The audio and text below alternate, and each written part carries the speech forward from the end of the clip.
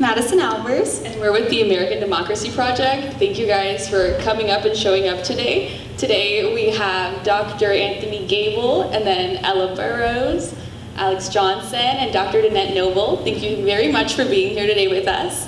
And thank you for coming to our voter education panel. Please feel free to go ahead and grab some refreshments that we have right back there during our panel.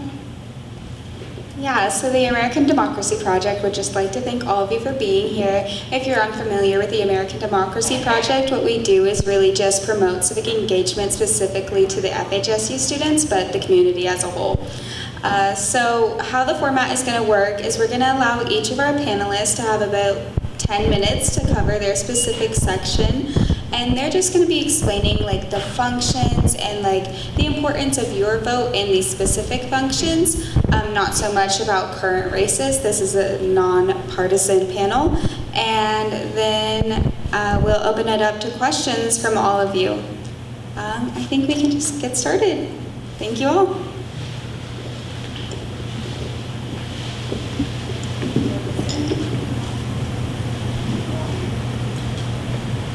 Do you want us to go in a particular order? No, we could just go down the table. Okay, very good.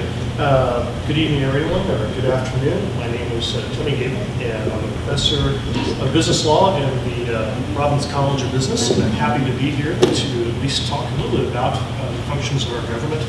I've been tasked this afternoon, to talk about the House of Representatives. Now, we were kindly given by the folks who called this panel together a series of questions that you might be interested in hearing answers to. So if there are any questions that you'd like to ask, or something we haven't covered, there's time afterwards for you to go ahead and ask those questions of us, and hopefully we'll be able to clarify those. So the House of Representatives. Use the microphone, please. Just real close. Thank you. Okay. Well, the House of Representatives. I think probably it would have been interesting to get a little overview of this, but from the standpoint of our constitutional government, of course, I think generally know that we have three branches of government: the Presidency, the Senate and the House. That's part of the legislative branch, and of course the judiciary. The question is how they all function together, and why are they important, at least with the election. There's a really good reason for that. So I guess we're going to start with the House of Representatives, which is also known as the People's House, or the People's branch of the government. The question is why is that the case?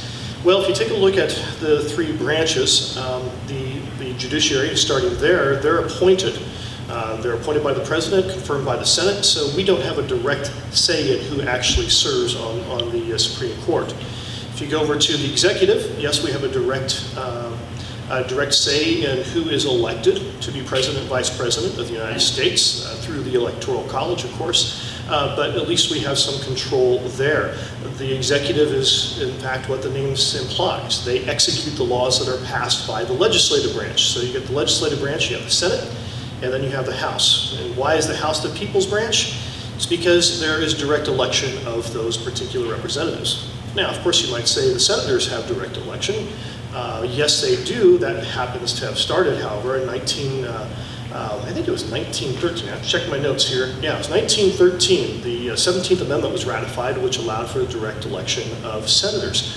Prior to that, the states themselves selected the senators that would represent the state's interests within the federal government. And that's why we would say we have a democratic republic, or a republic that is somewhat democratic in nature.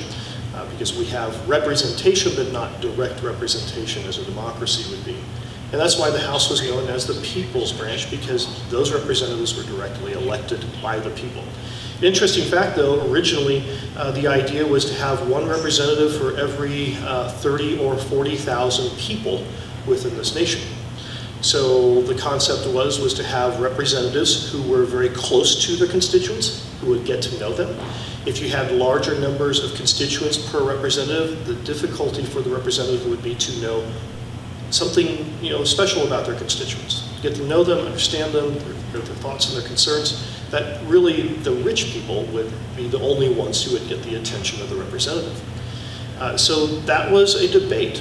That was something that was hotly discussed. And Eventually we got to this idea of how many representatives do we need in our House. It eventually got to 435. That was capped off in 1929 with a Permanent Apportionment Act. So that's why you have 435. Got stuck there back in 1929 and has failed to grow.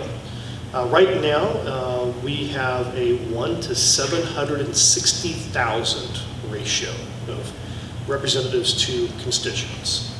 I don't know about you, but that seems to be a very large number. I would like to see it, of course, shrunk down to actually get that representation. But of course, that would mean Capitol Hill would have to undergo a rather large remodel, because I don't know how you would get, at that point in time, that's almost a 25%, let's see, 25, you'd be somewhere close to around, what, almost 5,000 representatives? How do you get them all in one room? If you think they argue now, it'd be really quite interesting to see what happens there. So that's why they're the people's branch. Next question was, every House seat is up for election every 2 years. How does this impact an overall political landscape?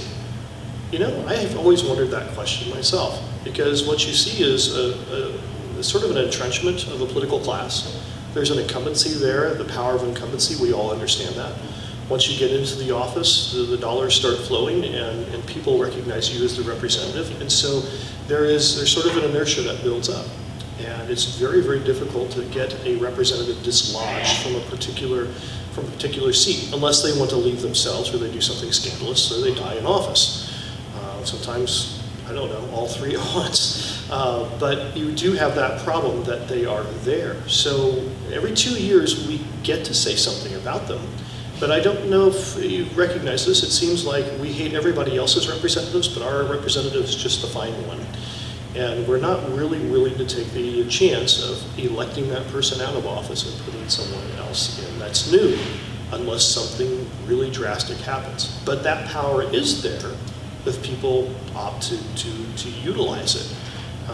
But again, one of the advantages of incumbency is if you're up in the House of Representatives long enough, you get to know other people, you get to understand the levers of power, and then you can go ahead and bring home the benefits to your district.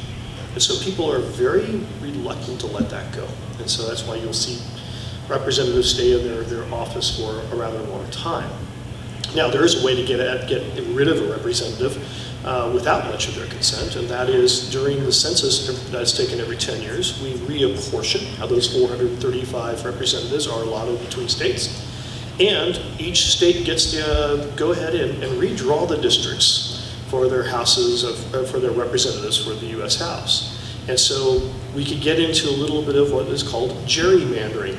Now, gerrymandering, I can't remember the actual case where this was brought up and how the name came about, but the essentials is simply this. The political party that is in control at the state level has the power to redraw the districts where the representative will sit. And if you slide the boundaries one way or the other, sometimes by 2 or 3 city blocks, you could actually affect the outcome of an election.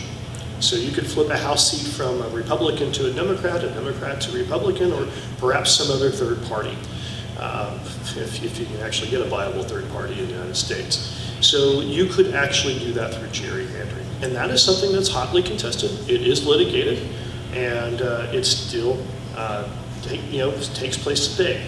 How does it affect the capacity of the House to get its work done? Well, the House will still continue on. I mean, it's an institution. It will still get its work accomplished, whatever that work is. However, if you change enough seats, suddenly the party that's in power is different than the one that was before. So maybe the work does not get done that one would have expected. Now, of course, that brings up another issue. So if you're having this idea of different parties, it's a very, very narrow margin as to who controls the House. You could have a switch from the Democrats to the Republicans, or Republicans to the Democrats every 2 years. And we've actually seen that happen here recently. It seems to be a constant shift. And so that brings up the next question. Why has the election of the Speaker of the House been so challenging recently? How does this impact the function of the House and governance? Well, I think we all saw that. I mean, what happened is the House came to a standstill. Now, if you're asking someone like me, that's not a bad thing to do every once in a while. Just because you pass a law doesn't mean you're doing something good. What you have to do is figure out how to govern for an entire nation. One of the things that we've had a problem with, I think, for a while now, probably since the early 2000s. Most of you are young enough, you probably may have heard of or may not have heard of the term earmarks. Anybody know what earmarks are? So some of you might know what they are, but those were the little things that they would do with bills that they would pass, that there would be some horse trading taking place. I'll vote for this legislation if you agree to send this amount of money, earmark this document for some money for my district. And so there was, in fact, some horse trading that would take place that would grease the wheel of politics, and laws would be passed. Well, earmarks earned a bad name because there was a lot of money tied up in earmarks, and so that was done away with. The problem is when you eliminate a means of horse trading, what happens? People will harden in their positions. And it becomes a win or lose situation rather than a win-win situation. We all talk about government waste, but we don't talk about sometimes slack or sometimes a little excess that we need to have there to do the greasing of those wheels of power. That's where earmarks came in, and that's why you have this problem, I think, my opinion only, of having this problem with electing speakers. Because within each party, you have a certain hard core on one side or another. You have a faction within the party that has a very hard core that says, this is what we really believe, and they can essentially hold back consent from that party, what they should do and what they shouldn't do. And that's what you saw here with the Republicans and the changes in the speakers of the House. And so people have to elect the speakers of the House, and it's done on a majority vote. And of course, as you saw, none of the Democrats crossed over to help out a particular candidate. And so it was all within the Republicans' hands of what to do. And so there were some deals done, as all political deals are done. And some things were traded, and you're going to have that problem. You're going to have the problem of getting a speaker in there who's not beholden to certain special interests, even within their own party. And I don't know how much of the 10 minutes I have left. You're pretty much it. But Fantastic. we will move on to Ella, and then I will remind you, we will save all the questions for the end. So just give your spiel. Well, I'll do one last thing, because the last Okay. question is, what's the most important consequential power of the House? Article 1, Section 8, the Commerce Clause. And after that, thank you. Hello everyone, so my name is Ella Burrows and I'm the current student body president, and since I am a president, I get to talk about the presidency. So in the United States, we, like Dr. Gabel said, we do have an executive branch which is ran by the president, who is the chief executive. So being the chief executive, the president gets quite a lot of powers. So in addition to enforcing all of our federal laws and administrative laws, he's also, or he or she, is also the commander-in-chief and the chief diplomat. So they are both in charge of the military and in charge of all of our international diplomacy and interacting with foreign nations and ambassadors. They also play a large role in the legislature. They can propose legislation as well as advocate for policies, and they do have veto power as well. So any bill that goes through the House and the Senate can either be approved or vetoed by the president. They also have judicial powers, which means that they make federal appointments to our court systems like the Supreme Court and the Court of Appeals. And they're also a crisis manager, so the president is responsible for managing any crisis that arises within our country and internationally. That's why they have the Situation Room. That's when the president gets to be the crisis manager. Some other powers that the president has is treaty powers, so they negotiate all of our treaties, and they also have pardons. So that's something that sometimes gets a lot of hype in the news, is when the president does give a pardon to somebody who has committed a crime. So in addition to all of their powers, the election of a president is a little bit different than how we do it for, say, the House of Representatives or the Senate. In the United States, we have what's called the Electoral College, and that is our system for electing a president. So how that works is each state has a set number of electors, which is proportionate to their population. So each state gets their 2 senators as their electors, plus the number of representatives that they have. So in total, there are 538 electors, with 270 needed to be the presidency. One thing that you will know is all of our states get electors, but so does the District of Columbia. They get 3 votes in the Electoral College via the 23rd Amendment. And the number of representatives per state changes every 10 years based on the census, but the number of senators will always remain constant. For the election process, on election day, states vote, and then what typically happens is a state's electors, which are elected directly by each state, vote to certify what happened in the election. So most states use a winner-takes-all system except for Nebraska and Maine. So the candidate that received the majority of the votes will get all of that state's electoral votes. In Nebraska and Maine, they do what's called a proportional system, and so they base the number of electors based off of the proportion of votes that a candidate wins. So if in Nebraska there's, I don't know how many they actually get, let's say there's 5, if one candidate gets a 5th, then they would get 1, and the other candidate would get the other 4 electors. So there are some contingencies with the Electoral College, so if none of our candidates receive all of the votes, then the election is decided by the House of Representatives. You will notice that I think today there's a lot of controversy over the Electoral College, and we hear a lot about potential reforms. Probably the most common reform that I hear is the proportional system, so using what they use in Nebraska and Maine for the rest of the country to give individual districts a more direct say within the Electoral College. And of course, popular voting it, just going straight off of the votes of the people. The final thing I would like to touch on is recent Supreme Court decisions.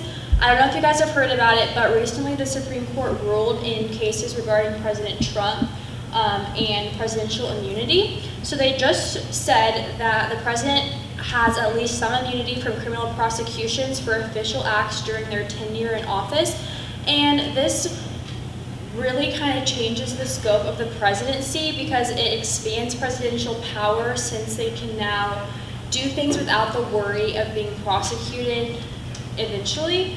Chief Justice John Roberts is convinced that presidents need this because they need to be able to act quickly and boldly when there's a crisis. My personal opinion is that presidents already have a lot of power, and it's important for our elected leaders to be held accountable and to the same legal standards that their citizens are.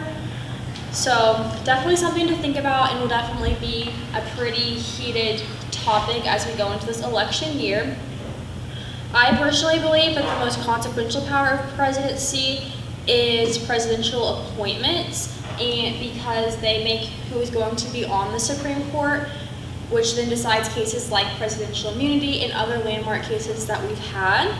And the most consequential limit on presidential power is presidents don't get to decide how federal money is spent. I think that's a pretty substantial limit because while they can make policies and give executive orders, they're not the ones that are actually in charge of deciding where the money goes. And that goes back to the people who have been elected by their states to make that decision.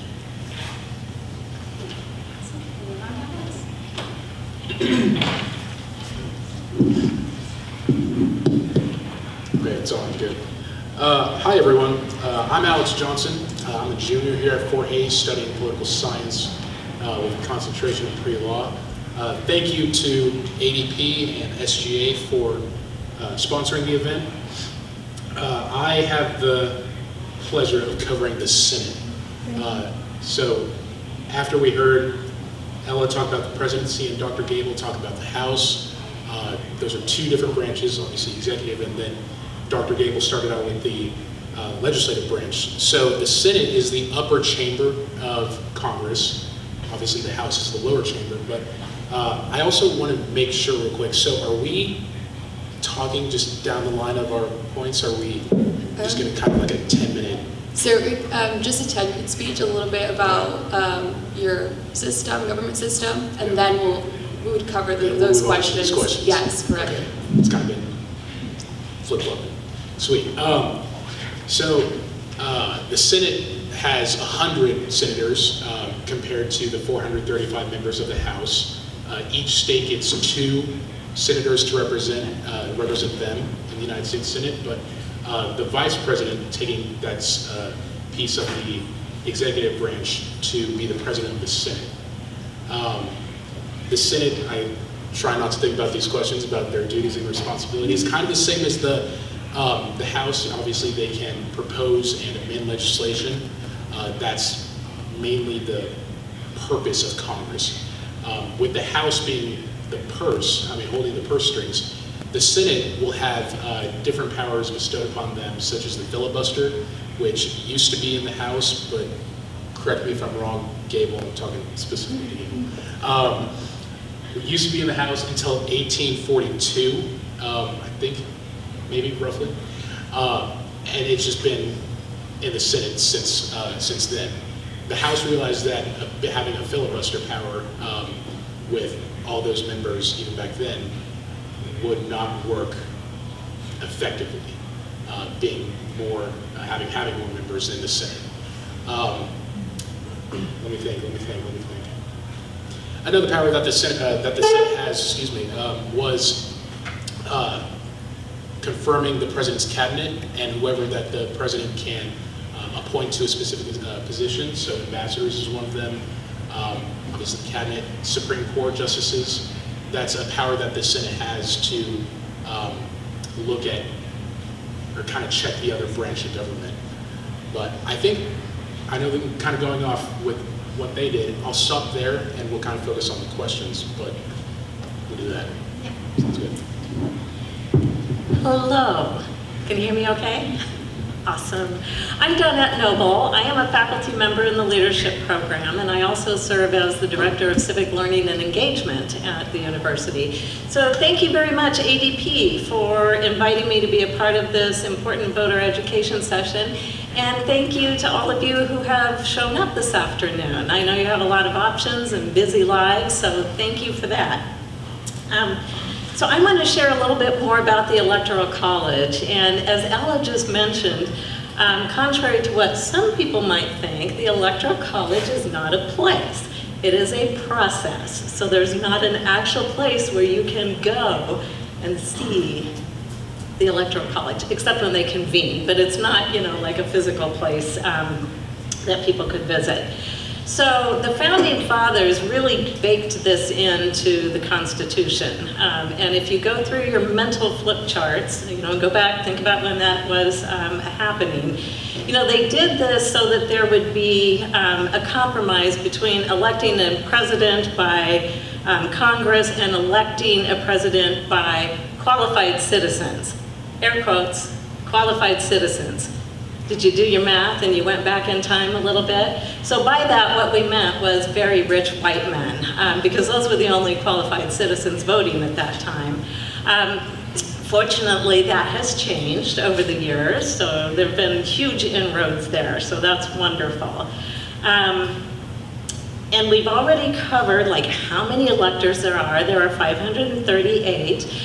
Typically, each candidate who's running for the presidency has a slate of electors in each state that are chosen by the candidate's party. But each state has very different rules, or they can have very different rules for how they select those electors. One interesting thing, there aren't really too many constitutional provisions relating to the qualifications for electors, but what Article 2, Section 1, Clause 2 states is that it provides that no senator or representative or person holding an office of trust or profit under the United States shall be appointed an elector. And going on for this, in terms of a historical matter, the 14th Amendment provides that state officials who have engaged in insurrection or rebellion against the United States or have given aid or comfort to its enemies are disqualified from serving as electors. So this prohibition relates to post-Civil War era. So that's important to bear in mind. So while you don't necessarily have to meet a checklist of qualifications to serve, there are certain things that will prevent you from serving. So each state does determine their electors, and then those electors, on the heels of a November election, they convene on the first Monday. Okay, stick with me, bear with me on this one. They convene on the first Monday following the second Wednesday in December. And that's when they come together and then they vote for the president, the electors do. And it was mentioned that, you know, most states have this winner-take-all process. So, but the two don't. You know, Maine only has 4 electors, so it's a really small state in terms of, you know, like tipping elections. But my home state, Nebraska, they have 5 electors. And there's been a lot of state pride around our blue dot. Much like Kansas, Nebraska is a very conservative state, typically votes Republican. But there has been historically this blue dot in the Omaha area that has voted Democratic.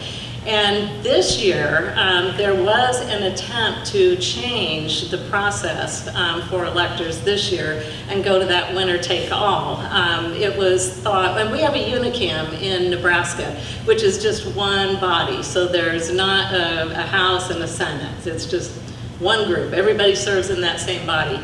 And so they wanted to change the rules this year. And it was believed by many that this was an attempt to perhaps sway an election or benefit a particular candidate, but that effort was thwarted. So it appears that it will continue with the proportional distribution in Nebraska for this year. What else? Oh, and then after that meeting, the convening on the first Monday following the second Wednesday in December, then in January at the House of Representatives, and the Vice President presides over that body the Vice President as President of the Senate presides over the meeting and announces which candidate has been elected when they come together and certify those votes from the electors in the House in January. So I think that's all I have for now, so thank you.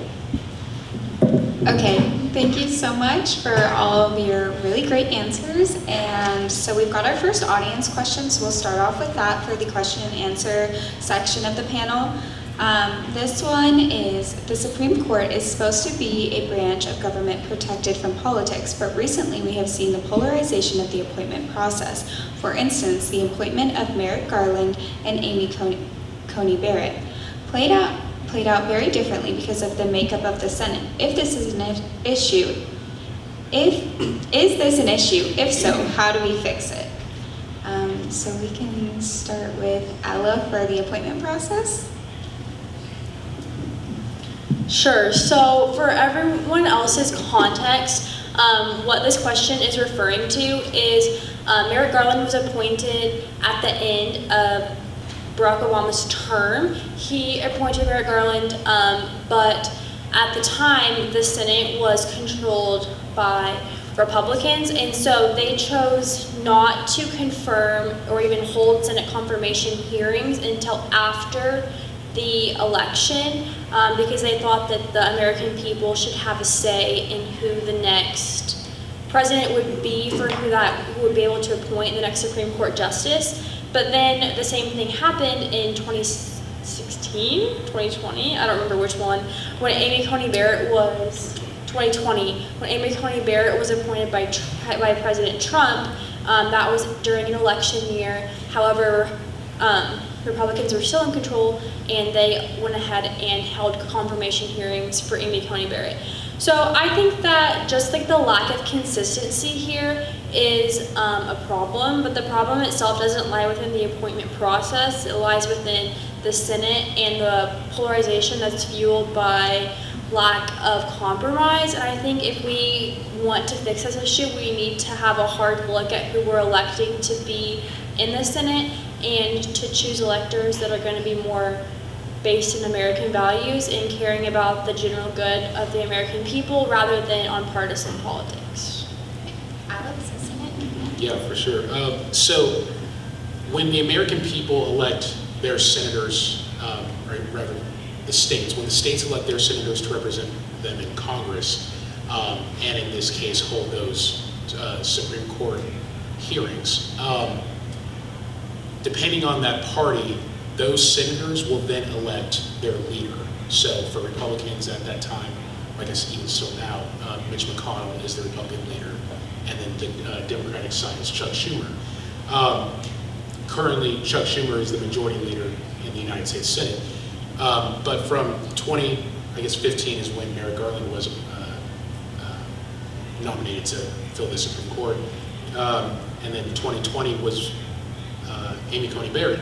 But I think what matters is where you elect your senators and then who they elect for their leaders.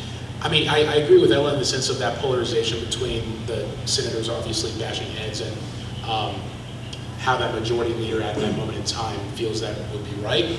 But that's part of the responsibilities, I guess, to answer part of this question about the responsibilities of the Senate.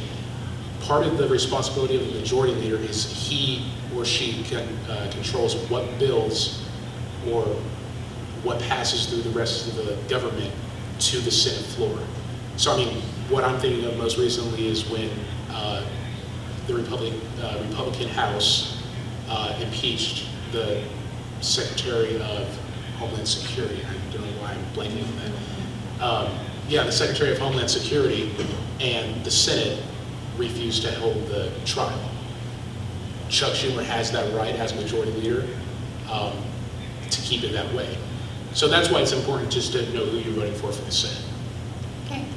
So to follow up based on what you two have both said, so in a way, if we're voting for a senator this November, so exciting, or a president, in a way we could be very much voting for who appoints and swears in our Supreme Courts, correct? Correct. So right now, there are no vacancies on the Supreme Court, but at any point, any Supreme Court justices could either resign or pass away and vacate their seats, and then the president would have the ability to make an appointment, and the Senate would either confirm or not confirm. So when you're voting this season, it's really important to be looking at both your presidential candidates and your Senate and House candidates, because they play a major role in the policies that are going to affect your daily life. Okay. May I Yeah. add to that? I just wanted to share that this is a really important discussion, and I think it really exemplifies why it's so important to be an informed voter. To really read the voting records of the incumbents, to read the platforms of all of the candidates, to understand what they represent. If you're someone who happens to participate in social media, I personally don't, but that's just me. I'm probably the oddball in this space. But look at how they're comporting themselves. What are they posting? How are they reacting? What are their responses to what is going on in the political arena?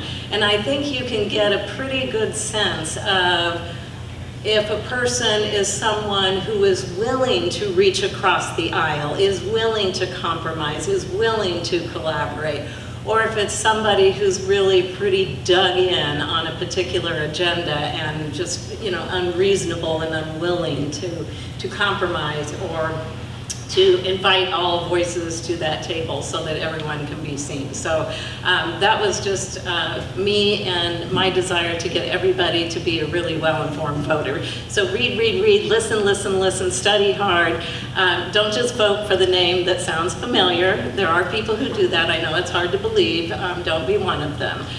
Vote for that candidate that you've researched and are really aligned with in terms of their values, ideals, and beliefs moving forward. Okay, great. That kind of follows up with our next audience question. As a young voter, what things should I be looking at when wanting to vote? And to maybe clarify this, maybe each of you could bring up like something specific for that the government function that you're representing would affect. So, for example, prices of oil, abortion, what your government structure has power over in issues like that. But again, the question is, as a young voter, what things should we be looking at when wanting to vote? And then we can start with whoever would like to start.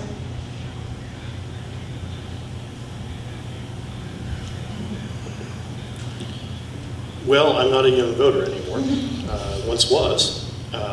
And I think as I have to think back to that point in time, being idealistic, my first election that I was able to vote in was 1992, so it was an unusual one in the sense that there were three parties in the election. So you had George H.W. Bush, George Sr., you had Bill Clinton, and you had Ross Perot. Last time that you had a real viable third-party candidate. And believe it or not, Bill Clinton was elected president on a plurality of total votes. He did not win a majority. And so most people will say that you always look at the end of the night, who's got the most votes. Clinton didn't even have a majority of the votes of the popular vote, just a plurality. So as a young voter, that was a seminal event. You got to see something that was unusual and see it take place pretty quickly. I remember being over in Rarick Hall. We had a watch party in the political science department, and I was a political science major. We ordered in a bunch of pizza and watched CBS, ABC, NBC, and NPR. Actually, I guess it was public television. They had how they all related the election, how they related election results as they came in. I think what you have to be, looking back, it was, to me, it was really a lot of the economy. Oddly enough, Bill Clinton was right. Man, it's the economy, stupid. And that's what he said. That's what you have to look at. And people aren't really in tune with what that means. It's a broader question. So when you look at the different topics, what should persuade you, you should be looking long term. When you look at the short-term gains, the tactical gains, but you got to be strategic about it in the sense of where you see the United States in 30, 40 years. This election, every election has an impact, and it echoes throughout history. And you got to look at it from that perspective. And so as a young voter, you have to say, this is a powerful thing that's in my hands. What am I going to do with it?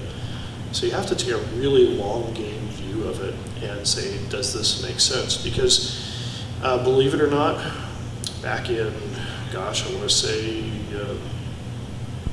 had to be around 2000, we were worried about a deficit that was sitting around, I don't know, $1 trillion. I mean, we were getting close to that, and people thought the whole world was going to crash, and now where are we sitting at? And we didn't even talk about unfunded liabilities at that point in time. So things change. It's really difficult to say, but you need to be aware of it. I'm going to echo Donnette's answer before. You really have to inform yourself as to what's going on. You can be a one-party, or you can be a one-issue voter. I would encourage you not to be. I encourage you to really read and understand what's taking place, and be willing to listen. That's probably the biggest challenge of all. I would say for us as young voters, one thing that I think our generation is specifically interested in is foreign policy and the crises that are going on worldwide. So when you're voting for a president with that in mind, I think you have to really understand what the specific candidate's views on foreign policy and on crises in the Middle East and in Europe and how they are going to handle that, because they are the chief diplomat and they are setting that entire foreign policy strategy and appointing a Secretary of State that's going to work directly with the rest of the world. So I think it's really important to think of the US not just internally but externally and how we're putting our foot forward into the rest of the world. So definitely just make sure you are reading up on a candidate's ideas on specific policies that matter to you, whether that's foreign policy, healthcare, education. Every candidate has a website, they have all kinds of social media, so just make sure you're looking at everybody's specific policies and not just at their advertisements.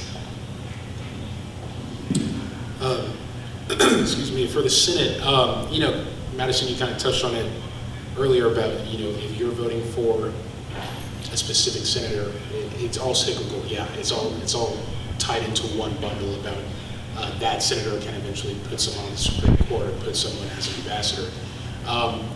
So yeah, I would focus on that. With each state, you can focus on someone who has the values of that state, or as you spoke earlier about the values rather than the personality. They may have a good personality, but awful values for you, and that's what's great about the direct election of senators. The 17th Amendment, before that, the legislatures elected people or chose people to fill the spot in the United States Senate. So to answer the audience question about being a young voter, what should I be informed about? That's where, just like any other election, doing that own personal research is important. Find out who's running for that Senate seat. You know, you don't really have to worry about which party is in the majority, which party is in the minority. Just focus on their policy, their values. Do they align with yours? And it pretty much takes its place from there. Obviously, make sure you show up and vote. So, common sense. And I'm going to ditto some of what has already been said. I was really happy to hear Dr. Gabel talk about, you know, not being a one-issue voter. That immediately came to my mind as well, because you could find yourself in a space, if you're focused on one issue, that you're supporting that one issue, but you know, you might have cut off your nose to spite your face, depending on what some of the other considerations are in that space. So I think that's really important to look at the broader context and really try to focus on the entirety of the issues that are at play and are of concern in that particular time. And that long game is really important as well, because we live in a very interconnected world. And sometimes we don't give thought. You know, you were talking about foreign policy.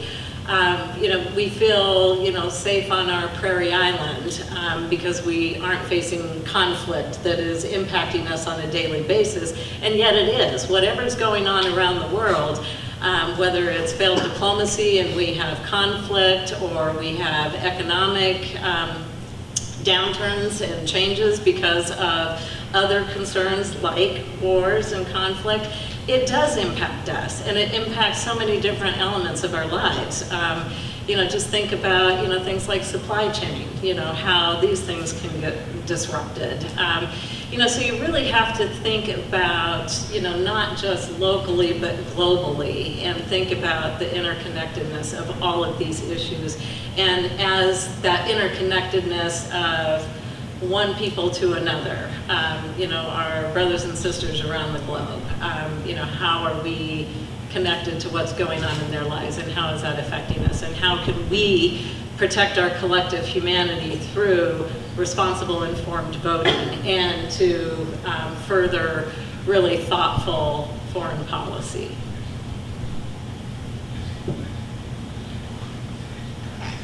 We'll move on to the next audience question.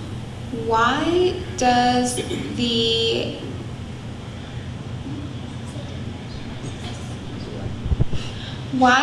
electoral vote sometimes produce a different outcome compared to the usual popular vote? Well, thank you for asking that question. I just so happen to have brought some information about that very issue. 5 times throughout the nation's history, this has happened, that the popular vote has not been the person receiving the popular vote is not the person who is elected president. So the first time this happened was in 1824 with our 6th president. This was John Quincy Adams. He was a son of John Adams, so he was the first son of a president to be elected president also. But there were multiple candidates running at that time, and none of them received a majority of the electoral votes. So then the election was decided among the top 3 vote getters by the House of Representatives. So then we fast forward to 1876 with our 19th president, which was Rutherford Hayes. And the popular vote was 4,300,000 for Tilden and 4,036,000 for Hayes. So Hayes' election depended upon the contested electoral votes in Louisiana, South Carolina, and Florida. And if these disputed electoral votes went to Hayes, he would win. If they didn't, his opponent, Tilden, would win. But then, so after months and months of uncertainty, finally this is resolved. And in 1877, Congress established an electoral commission to decide the dispute because it was that contentious and that messy. And in the end, the final electoral vote at that time was 185 for Rutherford Hayes, as opposed to 184 for his opponent. So there was just one electoral vote difference. So now we're at 1888 with our 23rd president, Benjamin Harrison, and he received 100,000 fewer votes than Cleveland did, but he carried the Electoral College, and we'll get to why this is so complex in just a second. So he carried that 233 to 168, despite having 100,000 more votes. So now we're leaving that century, we skip over the next century, and now we're at 2000. And George W. Bush is our 43rd president, and he is the second son of a former president to be elected president. But Gore, Al Gore won the popular vote at that time by 543,895 votes. But everything hinged on Florida at that time and some recounts going on there. And there were some issues with hanging chads and some of the ballots and the way they were processed at the time. And it actually worked its way up to the Supreme Court. And in the end, George W. Bush won with an electoral count of 271 to 266. Now finally we're moving into 2016, the 45th president, Donald Trump.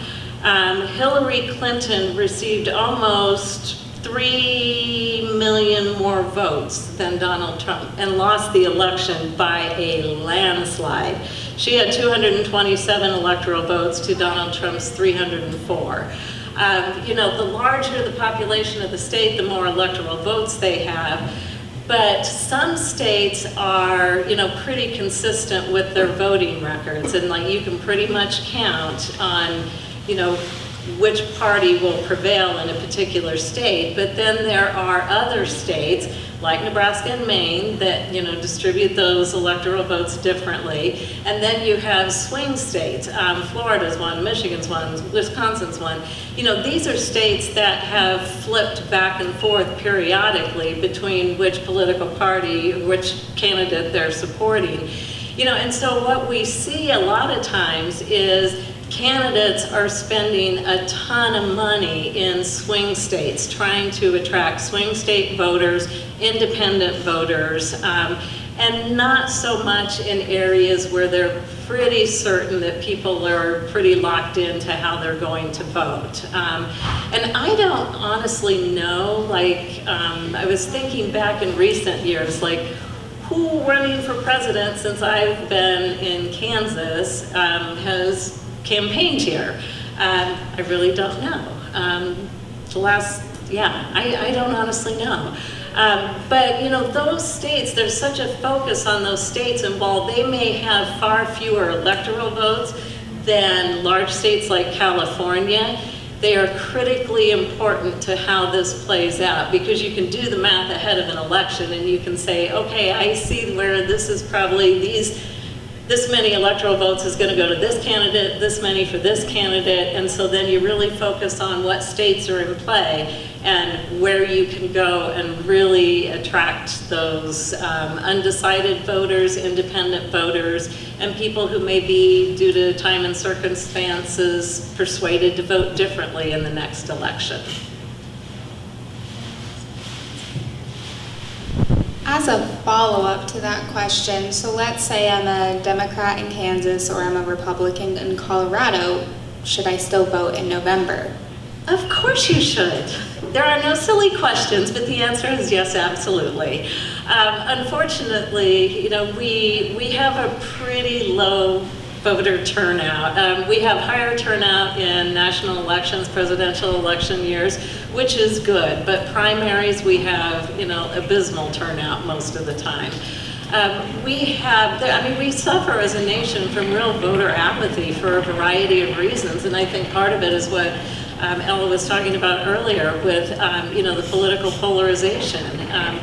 People are just tired of the constant back and forth and inappropriateness of, some of the debate content and of, the snarky comments and the social media posts, and they're just exhausted by it, and so then they're like, no, I don't even want to go vote. But yes, go vote. Every vote matters. It makes a difference. And, I just wonder sometimes if every eligible voter actually honored that right they have to vote and did it, what might have been different over the course of time, or what could be different as time moves on. So yes, absolutely. I will drive you there. If anybody needs a ride, let me know. I will drive you to your polling station. To follow up on what Dr. Noble just pointed out is, yes, you need to vote. And it's not just, we're talking more in the national context right now. But at that election in November, there will be local contests of which you should also be interested in. And there are also local decisions and referendums, and perhaps some state referendums or amendments to the Constitution. Those sorts of things at a state or local level that should drive you to go and participate in the balloting process, because there are things that will affect you more than the national level. The sad part of our current political system is the national level drives too much of what we do. I mean, all politics is local. I mean, that's where you should be really paying attention to. But I'm of the opinion that our government at the federal level has way too much power. It should be closer to the local level. Subsidiarity is what I look at, because you know what's happening within your particular area of the country. What matters to us in Western Kansas varies greatly from what's happening in, for example, North Carolina right now after a hurricane, or what's happening down in Texas, or what may be happening out in California or Oregon, or even in Washington. So there are regional differences that really, really matter. And at the federal level, it's a top-down approach. It's one size fits all too many times. There are local problems that require unique solutions. And so that's why you should vote too, is look at what's taking place in your own backyard. And that should be enough to get you to that ballot box. One comment though. 17th Amendment, absolute worst amendment of the United States Constitution. States lost their ability to talk about, to say, have their rights as a state represented in the federal system. Once you had direct election of senators, what do you have? You have 6-year representatives, just called senators. What interests do they represent? Well, the people who elected them. Well, what about the state? The state actually has an interest in what goes on in the federal government. Second worst amendment, the 18th. They should never prohibit alcohol.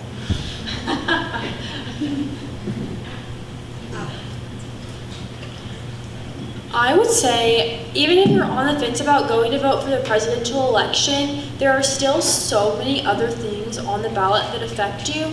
Dr. Gabel was just talking about local elections. Your city council representatives, your school board, the people who are going to make policies that are going to affect your daily life are also going to be on the ballot.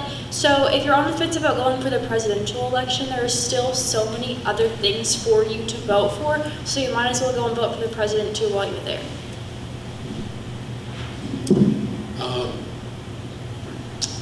If you have a right, excuse me, if you have a right that's given to you the moment you're born, but you're not obviously allowed to exercise it until you're 18, then if you don't exercise it, you might as well not complain about how your area is going. So absolutely, if you're a Republican in Colorado or a Democrat in Kansas, absolutely still go vote. As these two already said, and Dr. Noble, it's way more than just the national level. I'd say is that local and state as well. Take Kansas, for example. We have a Democrat governor in Kansas, even though Kansas votes red, or has been for the past few election cycles. So it is very much important to still vote no matter what. Okay. So the first part of this question is, would you speak on ranked choice voting? So Donnette, do you like to cover that? I'm sorry. Ranked choice voting? That honestly, is not something that I have ever experienced or am really well versed to address, I think, in a really effective way. So I apologize, but is there more familiarity? Dr. Gabel, do you have more of a sense of that? So Repeat the question again. Would you speak on ranked choice voting? I think maybe just an explanation. Speak on it generally. So I'm trying to remember if that's not first past the poll, of course. That's what we do right now. So the ranked choice is you get to say who you select as your first, your second, and third.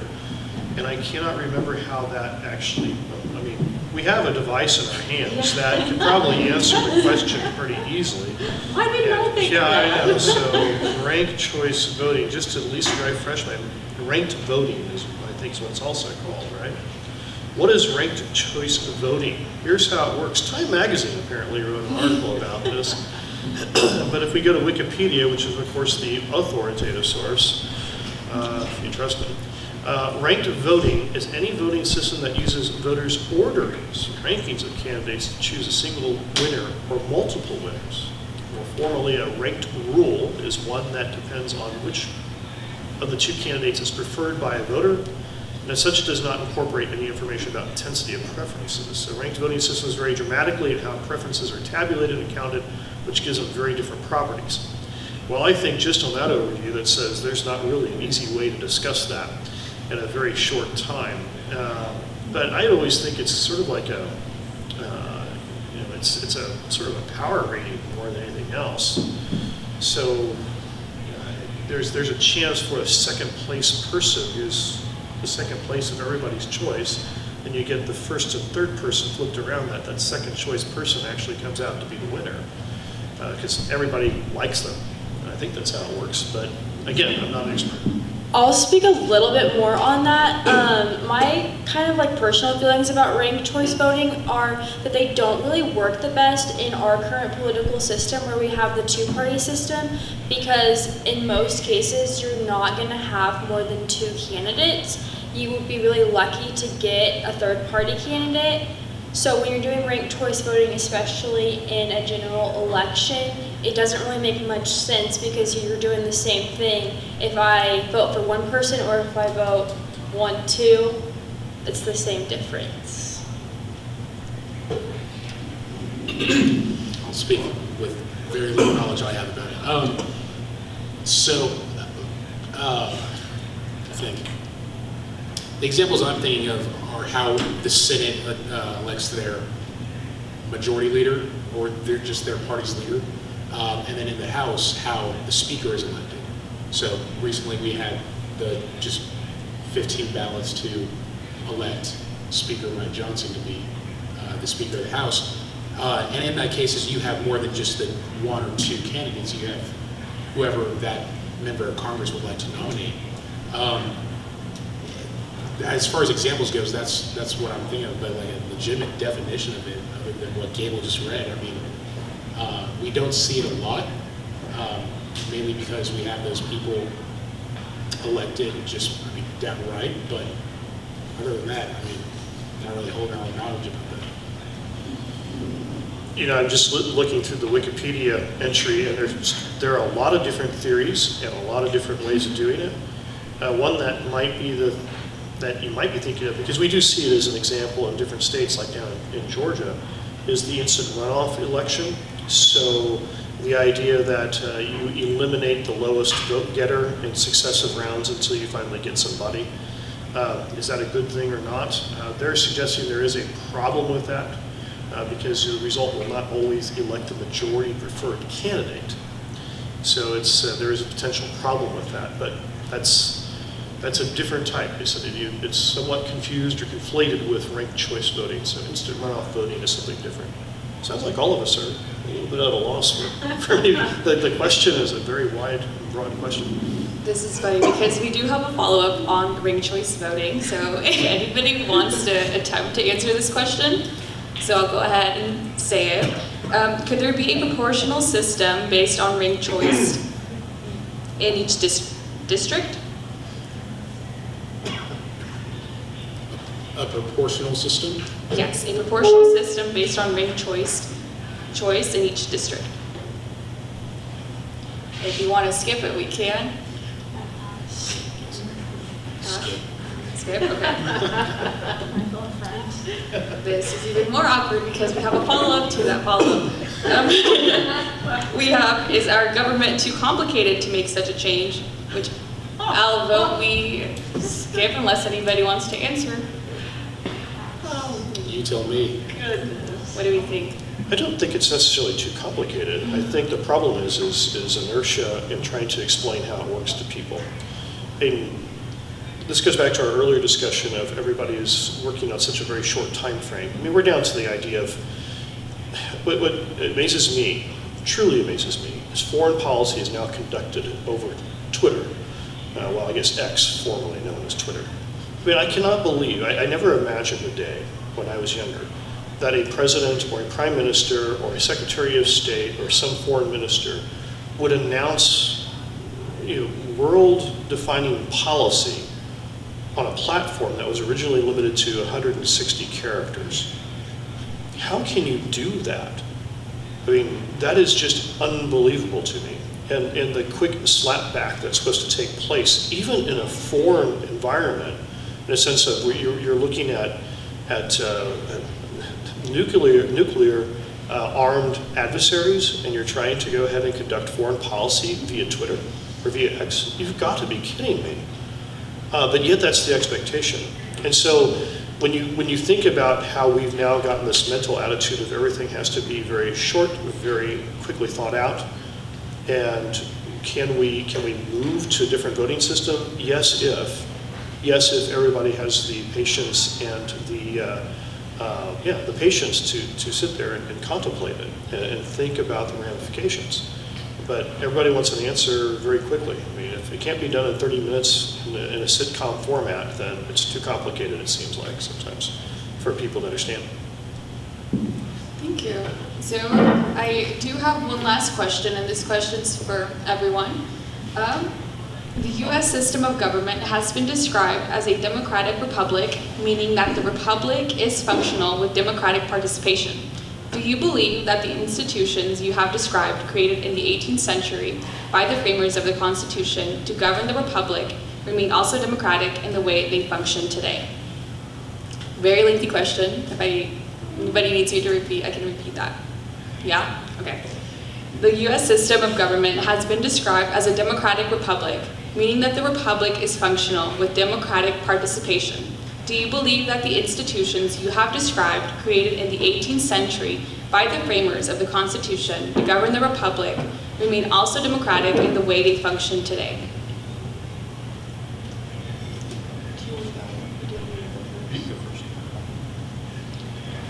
For my answer to that, I would say that we have parts of our democracy that still remain inherently democratic, but I'm personally of the belief that the way that the Electoral College currently functions is inherently undemocratic, and it doesn't reflect the democratic republic principles that our framers had in mind.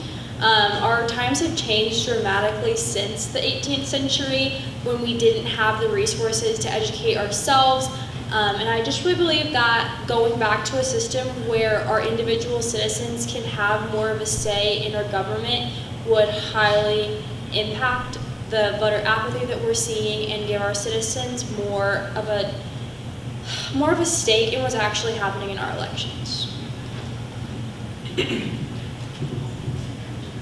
I agree with Ella that I think there are certain structures that are no longer useful to us in the ways in which they may have been once upon a time.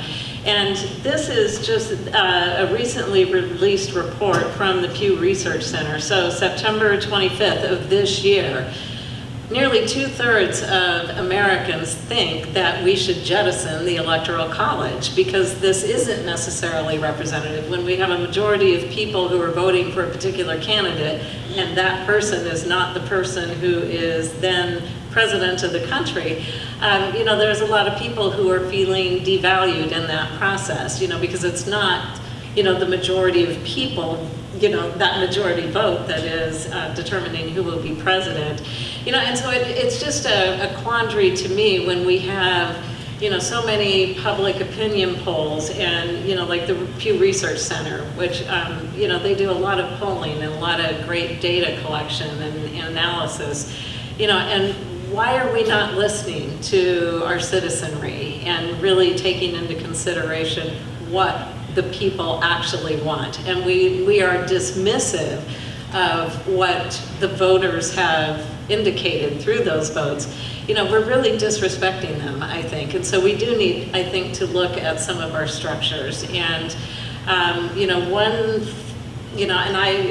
this is not to present one particular side or another, but just think about what happened in Kansas with the value them both, that vote. People clearly said that they wanted to protect abortion rights in Kansas. And yet, even though that's what the majority of the people said here, there was you know, a substantive attempt to go ahead and change that.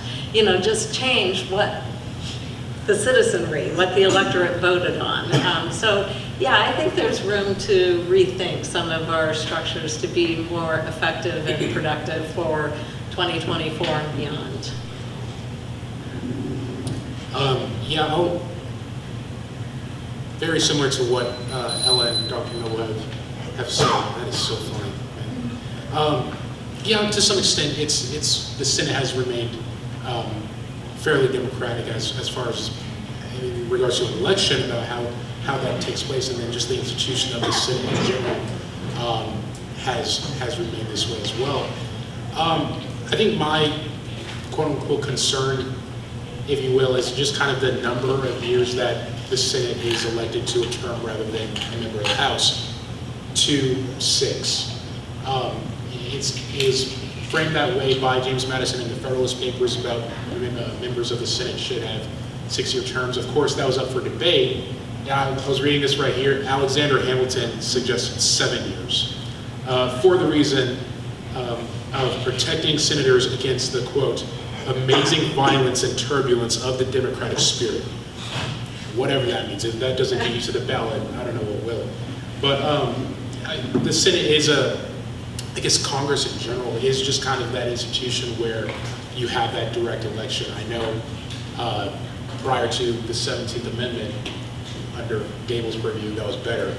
But I think it's important to just kind of realize that the power of directly electing your representatives in Congress is substantial. I think one has to have a good eye towards history and, in fact, some political philosophy to understand that our founders actually saw democracy as a dirty word. And you have to understand that from their perspective.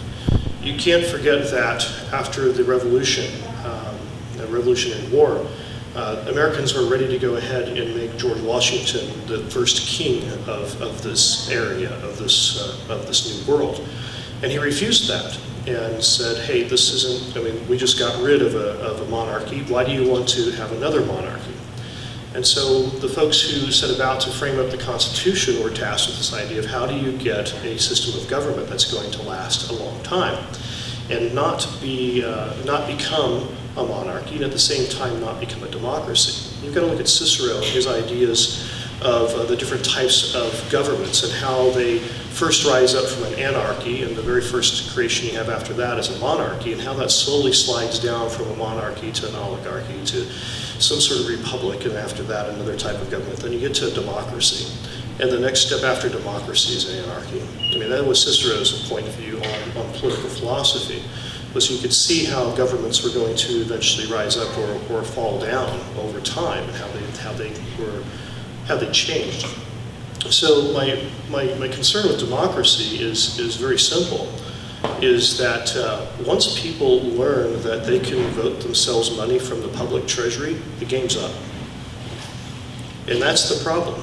That's the problem with having a directly elected Senate as well, is that people will make all sorts of promises to their constituents if they get elected. And those promises typically involve the expenditure of the public treasury. And once people figure that out, then how are you going to pay for all those benefits? How are you going to keep the government running? How do you keep the country running? You will then essentially fall into an anarchy. That's what's going to happen. I mean, this is a game that's been played out many times, over many centuries, over many millennia. And what we actually have with what the framers gave us was an opportunity to avoid that. as long as we understood what that was. It was a representative democracy. You had to have a republic, and that republic was based upon states. Individual states with their own ideas of how they should run things have come into this union where there is states' rights and there are rights for the people, and those have to be actually argued out. They have to be balanced one against the other. And that power should be more local than at national. Once you get a national government, then you run one of two things, or one of several different things. Again, a direct democracy, which could be a real big problem. Don't forget, one of the things that has been posited is go ahead and get rid of a filibuster. There's always a danger to get rid of a filibuster in the Senate. That is, the next party who comes in, who happens to not be your party, can take the laws that you were championing, and that you need to get rid of the filibuster for. The next party that comes in can flip that law right around on it. And so that is the danger of democracy. The way the winds blow of popular sentiment can control the outcome for a lot of people in very bad ways. And in fact, if you read the Federalist Papers and the Anti-Federalist Papers, there is discussion, deep discussion about those dangers. How do you temper the whims of the people? Because we can rile people up pretty darn quickly and very easily.